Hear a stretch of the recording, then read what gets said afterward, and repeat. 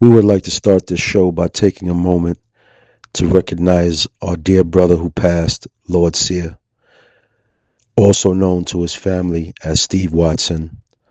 Lord Sear, we thank you for your contribution to hip hop culture and your career spanning over 30 years. Rest in peace, Lord Sear. Travel well, my brother. Peace. Yellow flag duck every day. To see him roll, give us the whole parlay.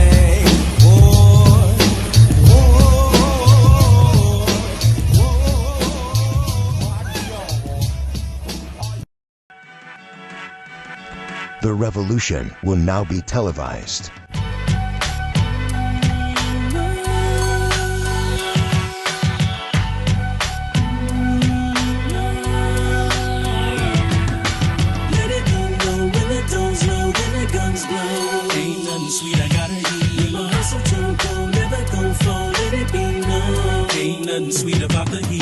We are live on the set of the Delgado's podcast. I have a very, very special guest here with me today. You know what I'm saying? And I have the pleasure of introducing, or should I say reintroducing him to my fans and our audience, our viewers. Without further ado, we're about to introduce this man. Let's get right into it. I'm here with Power Rule. Yay, Power Rule, go. Yo, Power Rule, thanks for pulling up, man. Nice your first man. Like I told you before, it's just like, you know, when that dude scrolled through Instagram, your show popped up, and, you know, you just skip through a lot of things. But just the way the production value and the way you were speaking, I was like, it kept me tuned in, and I kept on watching. I was just like, that's a show that I would like to be on. That sounds like an educated platform. Well, that's dope. And age appropriate. That's dope, man, because, you know, as you know, I love the culture. I love hip hop. And, you know, there are not too many, you know, Latino rappers that I can go to from that golden era period and be like, okay, well, I can have this guy as a guest on the show. So having you on the show, one, is a huge honor for me. Thank you. And two, it's very unique. And it's a huge treat for the viewers as well. Thank you. And without further ado, we're going to jump right into it, man. You were the first Latin rapper to be signed to Interscope. Oh, If I'm not mistaken. yeah. Well, I mean, me and Tupac were the first rappers on Interscope, period. Period. They only had like 4 groups. There was a rock group named Primus, and another group, a rock group called Helmet, which is, I'm in the band with the drummer from Helmet as well. And me and Tupac. And then they had a couple other people that came after. But yeah, we, in the infantile stages of Interscope, when Jimmy Iovine went over there, it was, you know, I was already independent for 2 years. Right. And then, you know, nobody helped us. Never got a cosign from anyone. Nobody helped reach out. We pressed up our own records, put it into record pools. And what was the first single you guys pressed up? First single was Smooth in 1989. Cause I don't get upset. Smooth. Cause I don't get upset. I get a grip on myself and I don't break a sweat. Dreams come to life for some and I stand by. Look at myself, then I'm asking who am I? Face in the crowd like any other. I dig and I scratch and I fight like many brothers. First one. And this was prior to getting signed to Interscope. Oh, absolutely. And the popularity off of that was great. You know, you're talking about, this is mixed show radio days when there's only 2 days a week of hip hop. Right. And only about 4 hours. 4 to 5 hours. Was right for each one of those days. You know, for major radio play. Right. You're talking about 98.7 KISS, and you talk about BLS. You're talking about Marley Marl, Mr. Magic, and, you know, Red Alert. Either one. Huh? Either one. Either one. You know, you listen to the KISS or you're BLS. But they're on at the same time, so it's sort of a competition, you know? But Red Alert was the first one to play it. He got it straight from a record pool. This is when record pools were really important for... Shout out to Red Alert. Yeah, shout out to Red Alert. That's my man, Uncle Red. And he got it. He liked it. I remember the first time I was just hanging out in front of my girl's house in Jamaica, Queens, and it comes on around 10 something. What did that feel like? You outside, you sitting in front, and your record comes on the radio. What did that feel like? It's a warm night. You know, remember there's only 2 radio stations, so we in the hood. So all you can hear is cars blasting music but everybody's got on the same station, basically. You know, maybe, I ain't feeling that song, that's on Marley, we're gonna listen to Red Alert. Well, everybody's listening to that one. They trying to play what they feel are the hits at the time. So when my joint came on, nobody really knew it yet. But outside my girl's crib, all you can do is hear it reverberating in the streets. It was the most incredible feeling I ever had. Never have I had any feeling that duplicated the feeling of hearing your song for the first time in the neighborhood and every car playing it. And then it's reverberating. That was the power of radio, man, because now Crazy. that basically radio is dead, it's like nobody listens to the radio because of streaming platforms. I can listen to my music where I want, when I want, so I don't have to turn the radio on anymore. Right.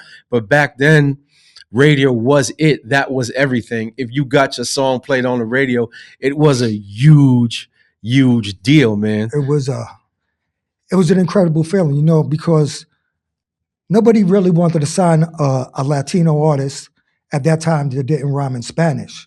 So to me, for me, when I used to have conversations with people, like I had a conversation with Profile before I ever came out, because I was pretty famous in my hood. Power Rule, we used to be tearing it up and You was shit. buzzing on the streets, Yeah, I was killing them on the streets, you know what I'm saying? And they always underestimated us because, visibly Puerto Rican. But, the name Power Rule comes from the alphabet, 5% Nation of Islam. P is for power and the R is for rule. So instead of all the gods and earths that used to be around my way, I had a huge god and earth culture in my neighborhood in Shadyville. Before they got into the 120, they used to call you Chico, they used to call you Rico, they used to call you Paco. But once they got knowledge of themselves, they started calling the Puerto Ricans Power Rule. And that sounded a lot nicer to me. You know what I'm saying? Right. I liked it. That was cool. It resonated with you. Yeah. So when it came time for us to make a group, we was like, my man Pancho was just like, yo, call yourself Power Rule. That's what they call you. And I was like, bet, I'm going to rock that. It's a dope name, man. Yeah. So real strong name. Strong. Yeah. So a lot of people who don't know 120 or the 5% Nation of Islam and the mathematics, they just think like Power Rule, or it's like some superhero joint. Yeah, because they don't know the meaning behind it. Right. They don't understand it. But a lot of the dudes who used to come home from doing time and stuff like that, when my song came out, it was called Smooth with the hook, because I don't get upset. They used to come home and they used to be like, yo, Power Rule, man. That song got me through my bed, man. I held it down. I came home. Thank you for that. Like, dog, my first fans was all jail dudes that were coming home. Until pretty interesting fan base. It is, but you know what? Hey, man, it's a fan base. No, it is. Nonetheless. No, for sure. And listen, everything starts on the streets. Absolutely. And then when it started coming on the radio, I would tell people that's me, and they didn't believe me. They was like, that's not you. That's Smooth. Yeah, that's a song on you. I'll give you a perfect story. I had moved to Central Islip, Long Island, and I used to work in this factory. It was called Mailmen, and we used to stuff envelopes for like Publishers Clearinghouse and stuff like that. And to the right of me, Keith Murray used to work right next to me. Oh, that's crazy. Yeah, so me and Keith would be there, and I'd tell him that's my song. He didn't believe me. And then finally we had shot a video.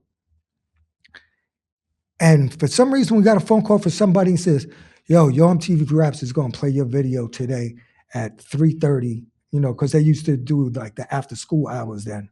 Yeah. And I was like, word? I was like, all right. I went back into work the next day. I was like, Keith, you don't think that's me, right? Okay. Tomorrow my video's coming on. At 3:30, watch this. 3:30. When you see that video, right? No, you ain't never seeing me in this job again. And yo, I see them like months later, whatever. He's like, oh man, that really was you. And then because of the way I looked and my ethnicity, I developed before everybody just liked the record was on the radio. Even Marley Marl, when the first time he played it, he dropped what was called the world premiere. The equivalent of what a flex bomb was. A world premiere. World premiere. This is the magic super blast. Yeah. That was the original bomb drop. That was Flex. We all know where you got it from. That was the original bomb drop. Hey, and I'm sure Flex would not, refute that. Yeah, there's no doubt.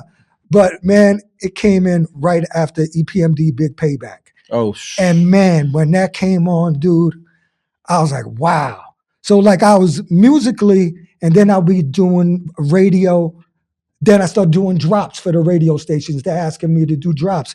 Then I'm going to WBAU in Long Island with Wild Man Steve. Then I'm going to see 90.3, what is it, NYU, WNYU, and DJ Eclipse is there.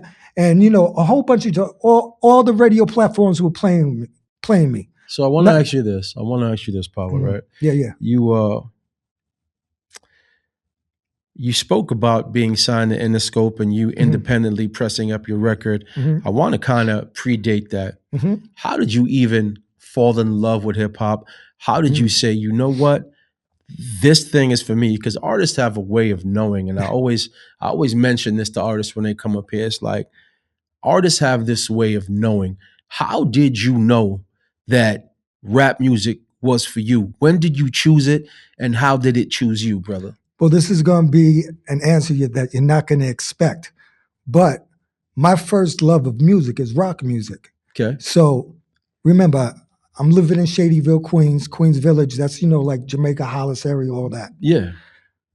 There ain't too many Latinos over there. But, you know, my uncle bought us a house. And, of course, we had like 3 families in one crib, you know? A lot of Jamaicans over there. I had a lot of Caribbean people over there. But there wasn't too many Puerto Ricans. But anyway, so as a real young kid, I used to get in fights in school a lot because I'm Puerto Rican, and I was like one of the only ones.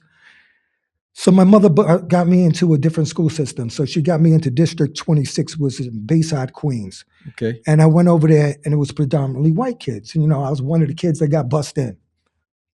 Fell in love with rock music, the whole thing. And I was in rock bands first. I was in a band called Iron Angel in like 1984. Prior to falling in love with hip hop, you fell in love with rock. Prior to that. But remember, my house, I'm living in a black neighborhood, going to a white school system in a Puerto Rican house. So they practicing doing the hustle in my crib, playing disco. I'm on the street in my neighborhood, and I'm hearing Brothers Johnson and Parliament and all that. And then when I go to school, I'm hearing Led Zeppelin and AC/DC. So, crazy musical range right there. But crazy eclectic musical range I loved it all. But, you know, my main thing I wanted to be a white boy so bad because they used to watch TV, and there was only white faces really on TV. There was no Latino faces. What? Chico and the Man, that was about the only one. And or a Punch from Chips. But that's the 70s right there. Yeah, that's the 70s right there. That's the 70s right there. Yo, I'm telling you. And there's like 2 of us. That's the truth, though. And there's like that's 2 all of you us. saw. That's all. For in terms of Latin representation, you had Punch, and you had Chico from Chico and the Man. It's the truth. Freddie Prinze. Yeah. So, you had Tony Orlando from Tony Orlando and Dawn. Yeah. This is fun. So anyway, I get in a lot of trouble in school. I'm being a wise guy and everything. I always loved English class though, like that, and I love biology and shit like that, you know. But I was just spacing out, and I was mostly thinking about girls who didn't like me in my school because they still were pretty racist much for what it racist, is. right? Yeah, right. You know, they were like, you know, I used to hear the little comments. We're behind talking my back late and shit. 70s, early 80s. Yeah, you know, they still calling people spick and all that and everything. Sure. Yeah, you steal a hubcap today? Or where's your switchblade? Or this and that, you know, all the nonsense or whatever. But I used to get in trouble. And then one time I got in trouble. My mother went up to school. This is when they used to have open school night. And they said, my mother asked the teacher, she said, how many homeworks did Oscar miss? She said, well, it's not how many homeworks Oscar missed. It's how many did he do? The whole book was read. I did like 4. This is when you was allowed to get a whooping outside, anywhere. You could get a whooping anywhere back in the 70s. You at, yeah. It doesn't matter where you at. It can happen anywhere, yeah. School, wherever. Subway, bus, supermarket. Those are the prime areas. Right. You know. So she sent me all the way to San Bernardino, California to go stay for the summer to take away my ability to be in the rock band that I was in because we were actually pretty good and we were starting to play YMCAs and shit like that. Okay. She took that away from me. But when I come back, remember, this is me wanting to be a white boy, you know, rock and roll dude. I come back, the whole climate just shifted. And now all the white boys I used to look up to all want to be breakdancers and write graffiti. Hip hop is This is taking over. This is like the culture is this is moving, like 85, the right? culture is moving through the city. Yo, Hip hop had the city in the their chokehold. whole demeanor just changed. Everybody had a piece of cardboard. Everybody was writing graffiti. Right. Everybody was trying to get involved with this new thing. But here's the thing. I sat back and looked at it and I was like, oh shit. Now they want to be like me. Oh shit, Puerto Rican is in style now. And I was like, how could I fit into this hip hop thing right here? I know I love music and I'm a natural born writer. I used to write original songs for my band. Right. So lunchroom would come, somebody hit the beat on the table. You'd be rapping. And I just start writing some joints and everything. And I just kept on it. And then eventually, you know, that's when I started to really love the culture. I always loved the breakdancing part, period. And then Did you break? I could break. Yeah, I was pretty good.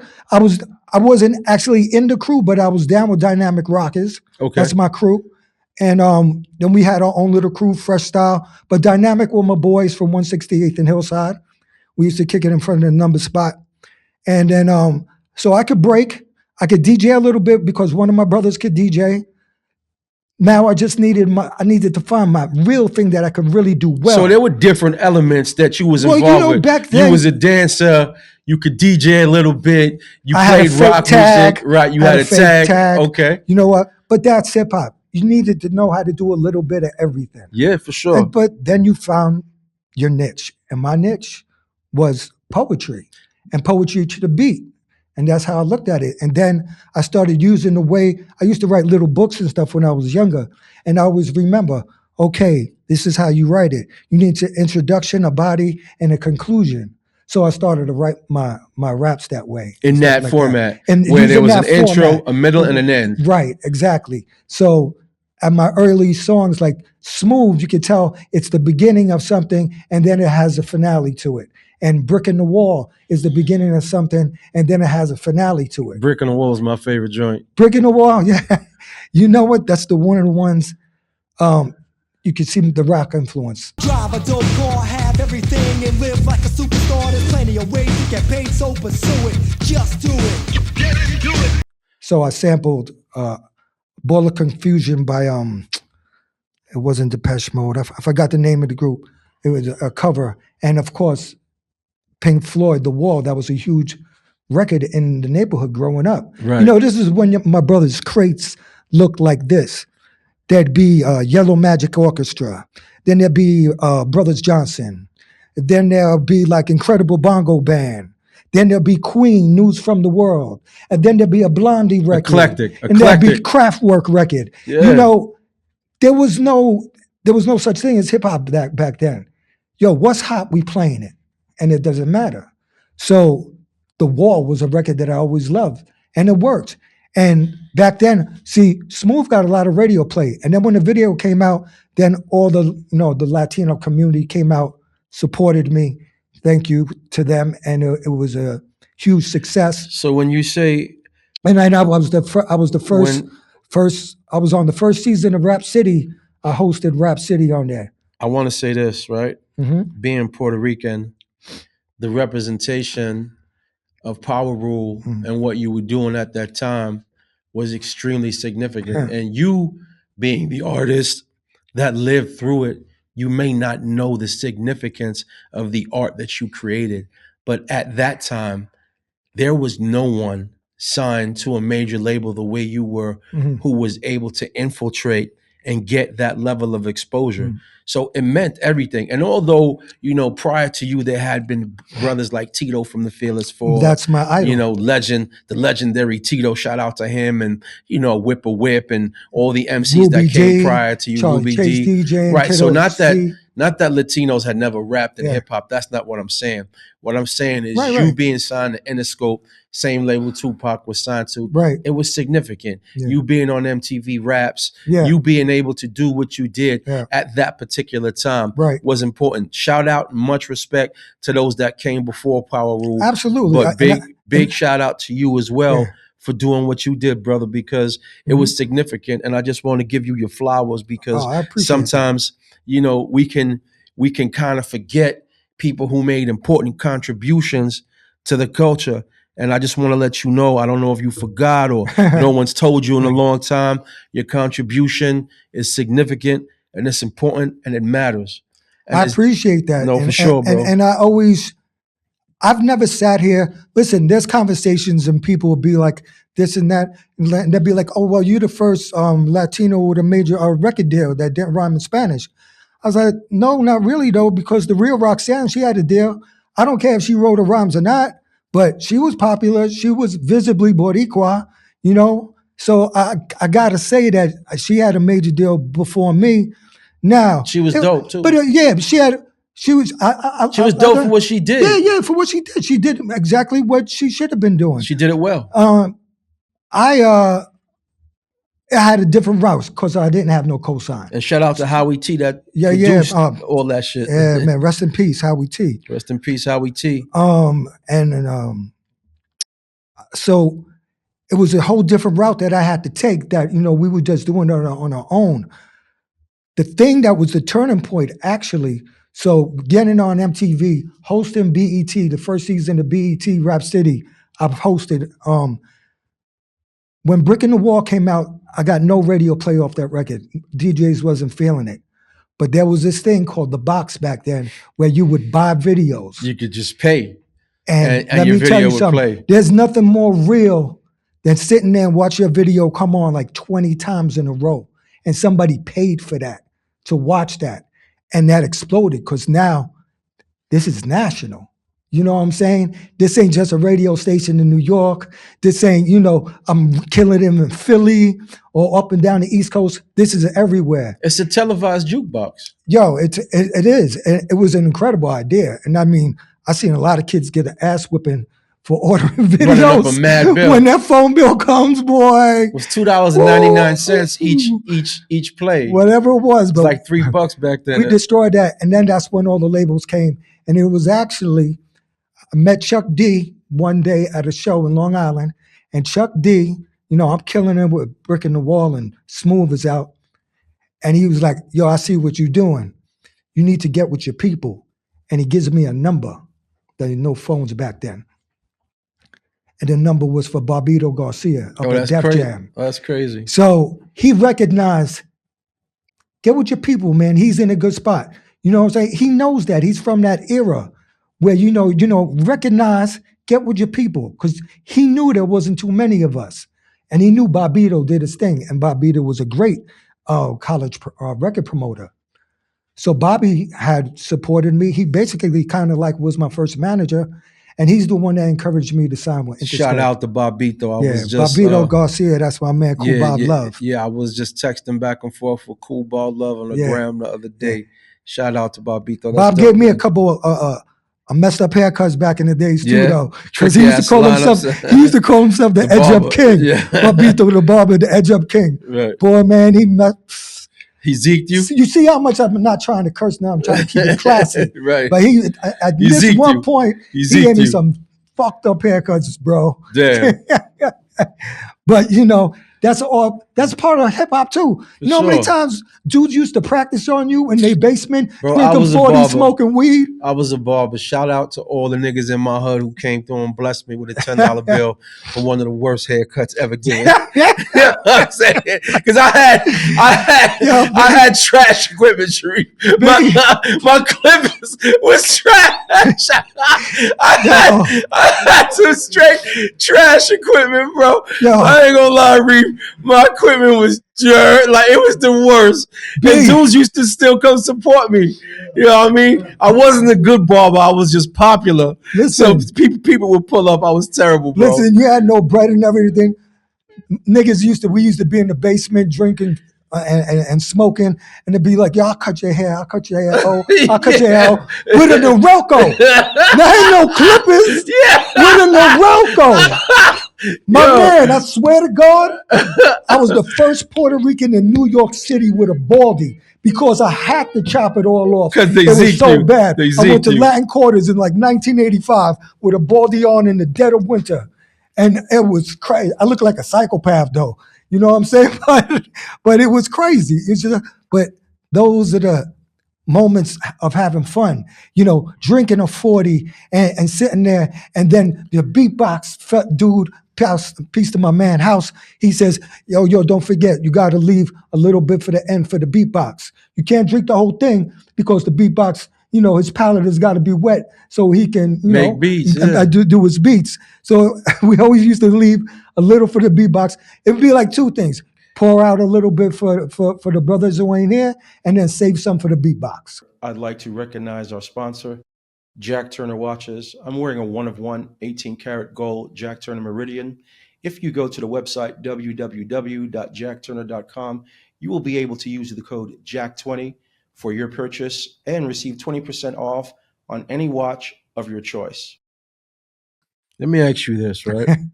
You being early in the game, in terms of being signed as a Latin rapper, do you feel at that particular time there was resistance to your project because you were a white-colored Latino? Whew, absolutely, 100%. Like I said, a lot of people used to try and hit me with, well, can you do this rhyme in Spanish? Can you rhyme in Spanish? Can you rhyme in Spanish? So, nobody wanted to give us his there. That's why we went and we did that. And I never succumbed to that, because it was just like, I'm just who I am, you know what I'm saying? And I love this in its purest way. I love this. Excuse me. So I was just like, I know what a dope song sounds like in rock and in disco and punk and everything. And I know my song is nice. You know what I'm saying? So I'm not going to change up anything for anybody. Just like when I did the Brick in the Wall thing, that was me giving myself, I made that opportunity to do a record like Brick in the Wall because I did do a good job on the first record. So now I was able to dictate what we want. I mean, we always were able to dictate what we wanted, but I wanted to do that experimentation, because they had left the rock rap stuff alone. And I used to enjoy it in the early days when Rick Rubin was making all those records. You know what I'm saying? I came up on that. And I knew the records that he was using. So it was, it struck a chord with me. So I was like, all right, now it's my turn. So I did it. We got the deal with Interscope. First record I did with Interscope, I sampled Lenny Kravitz, Freedom Train, and U2 Bullet in the Blue Sky. Totally not a radio record, but I wasn't going for the radio. I wanted to make a statement. And everything that I did from the beginning, Smooth Because I Don't Get Upset, it had a theme. Brick in the Wall had a theme. And then it's just like, I was being a nice guy about it, but then the first single I dropped on Interscope was called That's the Way It Is. It was black and white. It was gritty. It was hard. With peace to my man, Kevin Bray. He directed that. He became a great director after that and all that. But he always had my video on his reel. And this is the exact time that MTV got the pushback to start banning videos. So they banned me, and they banned Ice Cube, and they banned somebody else. So it never got the run on MTV that I thought it was going to get. But it didn't matter because I know the statement that I made. And like a couple of key individuals that I used to run into, BET used to play it though. And then I hosted BET again for the second time in 91. And I hosted it by myself with no host, just us, just chilling, doing it. I could tell you. Shout out to somebody who got that, man. Can they please send it to my man Delgado, bro. Or send it to my man Sharif Got Profit. You know what I'm saying? I could tell you really love this rap shit, this hip hop shit, because the way you speak about it, you wasn't doing it for the money, you was doing it for the love. You one of these purists. You one of these what so-called hip hop purists. I would get on the train with no money, find out about a block party. I'm Puerto Rican in East Flatbush, and go with one other of my boys. Summertime, violence everywhere. You talking 85, 86. Ain't no reason why I should be there just to try and get on the fucking mic. You know what I'm saying? And I already destroyed my neighborhood. I didn't need to do that anymore. We won contests and all that. You ran through it already. Yeah, I went there. I went to different hoods and tried to get on. It wasn't very easy. You know what I'm saying? It was very difficult. And after a while, No, dudes would turn around like, yo, who's this little skinny Puerto Rican kid? What's he doing here? So if I didn't get on, then I went home. Now let me ask But you. I had to try. Let me ask you this: how many albums did you wind up doing while you were on Interscope? Only one. Just that one album. Now, I made that one. Like I said, well, I didn't say this. Always remember this. And back in those days, it's not like now. Back in the days, you should have never signed to a label that you can't go up to the office and hang out and talk to people. Interscope was in California. I can only go by the verification of that they made the phone calls, they did this and that. Now, when you got a label that's in your own backyard, you could go up there, you start parleying with the secretary, you start talking to the interns, you talk to the mail dudes. That generates a level of them, once they get your personality, they're like, man, I'm gonna go the extra mile for this dude. They 3,000 miles away, man, they didn't care about what I was doing. They didn't even understand my vision. They didn't even get it. They didn't understand what I was trying to do. Couple that with also samples weren't being cleared like that at that time when I was recording that album. It was way more difficult to clear samples, yeah. Well, because expensive. Interscope was a very professionally run label, so they wanted to clear all the samples. They wanted to do it the right way. Other dudes came out with dope albums because they didn't care about clearing the samples and they worried about it later. We suffered because of that. And we also suffered because I became more involved with, finally, and I know this is crazy to say this, but that little dream of being with white girls when I was a little Puerto Rican kid, it was all coming true now. Right. It was just like, I'm going to downtown parties and, I'm having a very good time. That's all we can say. So I started concentrating more on the party and having a good time than actually working on my craft. So it kind of suffered. But still in all, I asked Interscope to drop me. They wouldn't drop me for like 2-3 years. They just held it over me. And I couldn't do anything. Finally, I started doing demos for Rough House. I did demos for Def Jam. The Def Jam shit went through. Something happened, and the guy that I had to do, there was this dude, Andy Panda, back in the days. He was big in the freestyle For world. all you young artists that are just now making music in the past, decade or so, that entire process where you had to drop off a demo and an A&R had to listen to it and you had to be discovered. That shit's over. You guys just get to make music, put it up on YouTube, put it up on SoundCloud, put it up on any platform that you want. And basically, you running your own record label nowadays. You guys are your own A&R. Back when he's talking about it, there was a process to it and they were gatekeepers. Oh, and absolutely. that's what he's referring to. A lot of my audience is young and they don't even know that. Right. They don't even know that part of the music business. Yeah, well, you know what? Be happy that you don't have to know about that part because, the internet is a gift and a curse. Yes, there's an overwhelming abundance of garbage out there, but there's also some good stuff that comes out of it too. You know what I'm saying? But, what I was dealing with really was that so these labels could hold you contractually. And, hey, you owe me this amount of albums, but we're not putting no albums out. And now they're not taking your phone calls. Now they're in California. I can't go up there. I can't, So I wait. Then, boom, my man Andy Panda, who was big in the freestyle scene, he got a label with Def Jam. I was on the Def Jam roster. I was like, oh, this is great. This is, I'm back home. I'm from Hollis.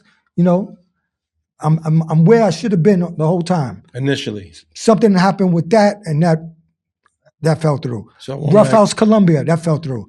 So then finally I was just like, how do I figure this out, man?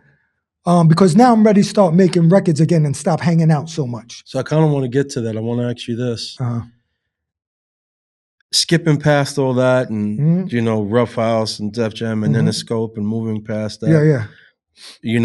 What was the next project that you put out after that first Interscope album? Well, there's this incredible thing that there used to be dudes in neighborhoods that made money. We leave it at that. They wanted to make records. Well, I happen to know a lot of those guys, Right. and they'd be like, yo, Paru, come on, man, make a record. I'll throw you some bread, man, and whatever. And then I started to realize, all right, this is a new hustle. I could be a rapper for hire. I'll be like Luke Cage, hero for hire. I'm gonna be Paru, rapper for hire. I just knock out singles, get some bread, and I know all these good producers, they're gonna produce them, and it'll just set me up for the next one. So it was like keep on signing a 1-year deal, 1-year deal, 1-year deal, and just keep on going. And I was totally fine with that. And we were and since they were independent, and the dudes who were putting out the records really valued my knowledge about how to move records and the vast amount of number of DJs that I knew and still know, it helped out the whole process.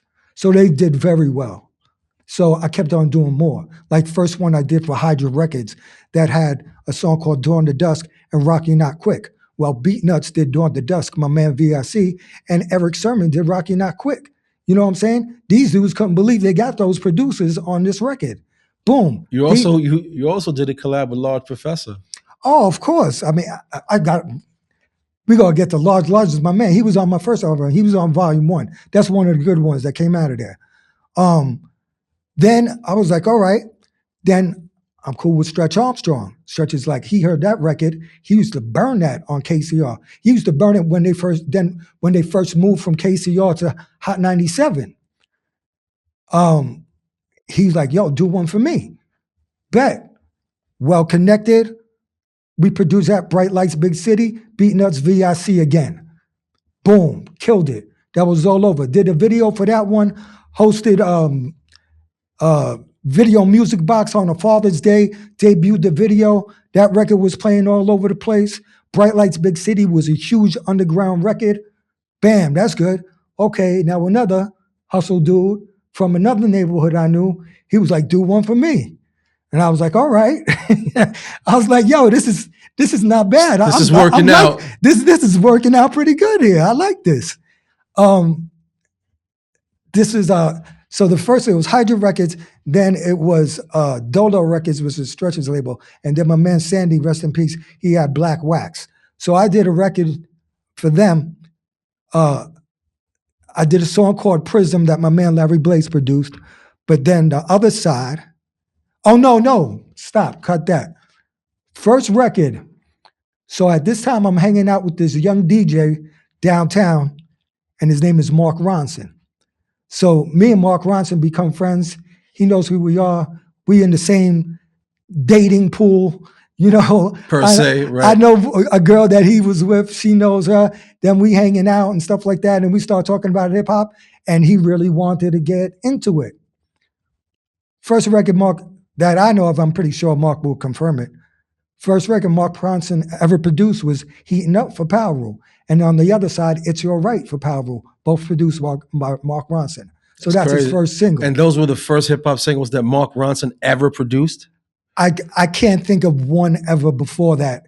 Maybe he did some miscellaneous one, but this has definitely got to be 2 out of his first 3, if anything. That's crazy. But I didn't know that. Yeah, man. That's people don't know. You worked with a lot that's of my boy. You worked with a lot of producers early on. Now, I want to talk about where people could find Power Rules music now and where they could support you and how people can, listen to Power Rules new stuff and what you got popping right now. Let's talk about that a little bit. Well, it's I'm definitely not a fan of streaming. Okay. For an individual like me, it makes no sense to stream your music at all. Yeah, for sure. And I've been screaming this for a long time. You know what I'm saying? But I didn't know how to go about it any other way. If I'm not printing physical copies, well, how else are they going to get this music?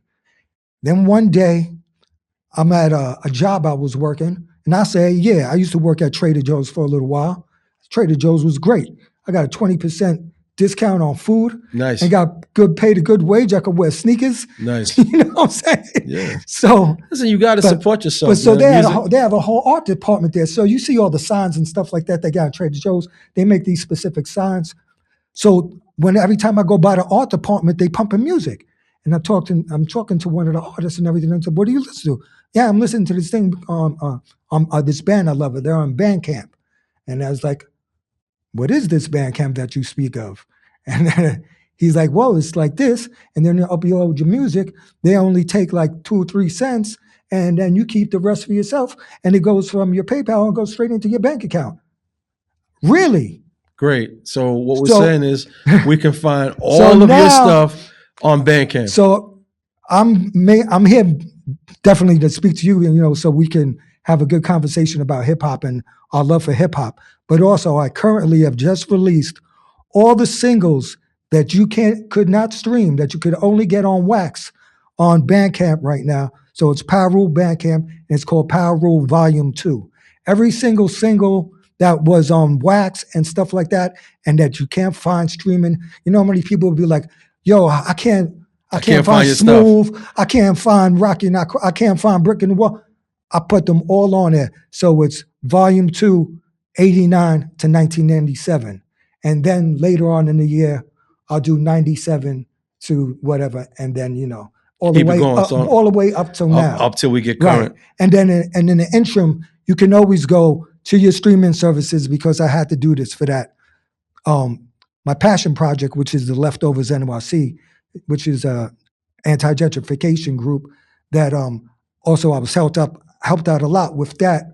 But my man Sharif Got Profit, he's in the building here today too. Shout out to Sharif. He helped me visualize the artwork and the imagery and stuff like that. We came out with some incredible, beautiful stuff. And it's funny how music finds its way back. So that was, I don't know, what year was that, Reef? 2019, yeah, I think something like that. They just put that out on Puerto Rican Flags Up. They thought it was a new song because I shot the video way back then. So sometimes things find your way back. Because I used to be sitting there, man, how come I never get on Puerto Rican Flags Up? I was like, they don't understand the contribution that I made too. You know what I'm saying? I never really toot my own horn, but sometimes it's like, it feels like you don't know nobody that knows what I did. But shout out to my man Val the Voice. He fixed that. I don't feel it's like that.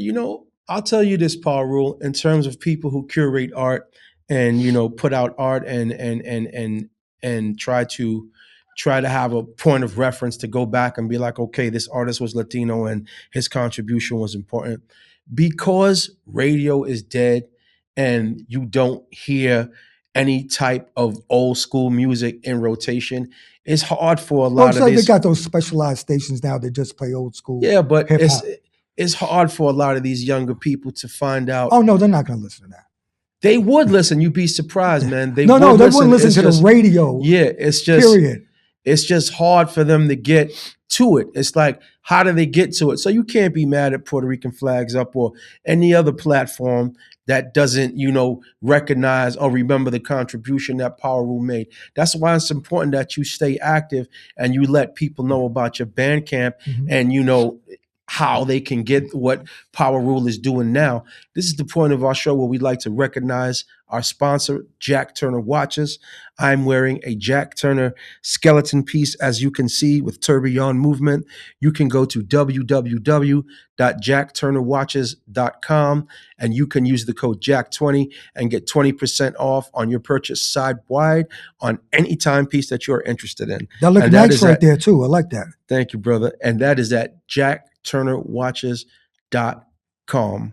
So, Rule, you know what? I want to end this interview on a high note. If you had one thing to say to people that are in hip hop right now, to these young artists that are making music, that are still serious about the art form, what piece of advice would you give them, brother?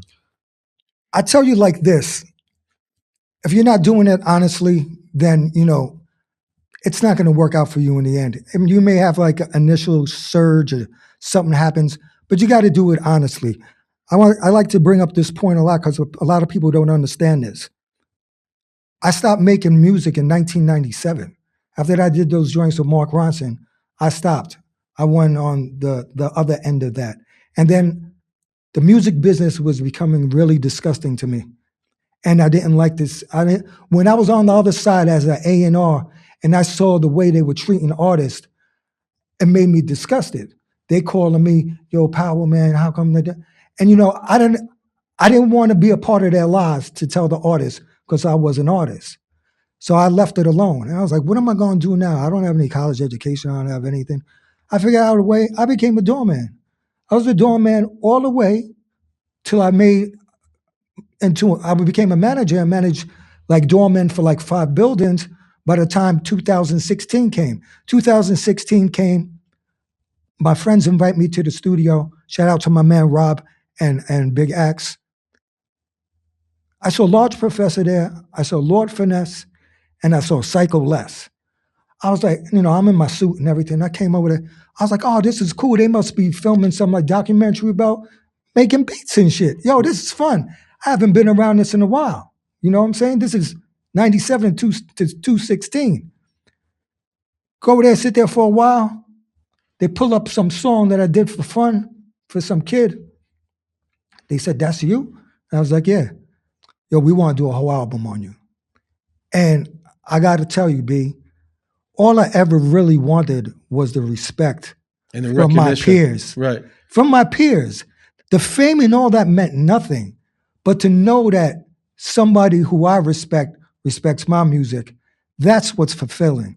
That's what I would tell everybody. Do something that fulfills you spiritually.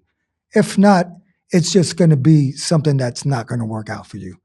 And, you know, now I've been on a run since 2016 till now, making music with great producers, new music coming out, and enjoying it. You know what I'm saying? It's not Enjoying the process. It's not my primary thing. You know, I have to make a living other ways. So I do that, but I can always come back to my music, and I know my audience is always going to be there because it's a genuine audience. It's not a scrolling audience. That's dope. You know what I'm saying? So That's dope.